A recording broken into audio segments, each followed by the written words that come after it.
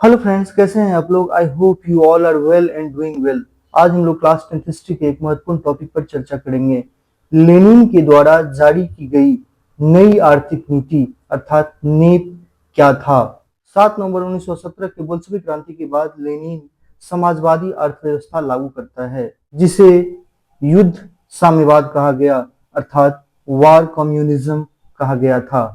इसके अंतर्गत जमीन, उद्योग और बैंकों का राष्ट्रीयकरण किया गया। किसानों से अनाज जबरदस्ती लिया जाता था। व्यापार और निजी संपत्ति पर रोक थी। इसका परिणाम बहुत ही भयानक हुआ। मजदूरों और किसानों में असंतोष फैल गया, उत्पादन घट गया और भुखमरी फैल गई, जिस कारण लेनिन ने नेप अर्थात नई आर्थिक नीति 1921 ईस्वी में लेकर के आए।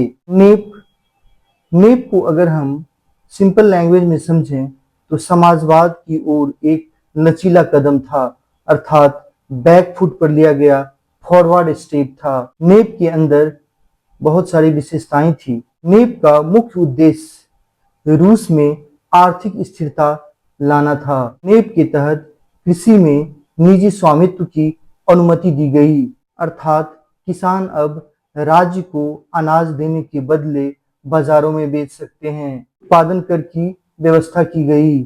छोटे उद्योगों और व्यापारों में निजी उद्यम की छूट, अर्थात लोग अब छोटे उद्योग और व्यापार कर सकते थे। बड़ी फैक्ट्रियां, बैंक और भारी उद्योग सरकार के नियंत्रण में रखा गया। विदेशी पूंजी तथा तकनीक को प्रोत्साहित किया गया। रूबल के स्थान पर नई मुद्रा चेरबोनेट्स की शुरुआत की गई। जो चेरबोनेट्स की शुरुआत 1921 ईस्वी में नई आर्थिक नीति के तहत लेनिन करता है। इसका मुख्य उद्देश्य रहता है रूस में आर्थिक सुधार लाना। चेरबोनेट्स को खत्म कर दिया गया 1928 ईस्वी में स्टालिन के द्वारा।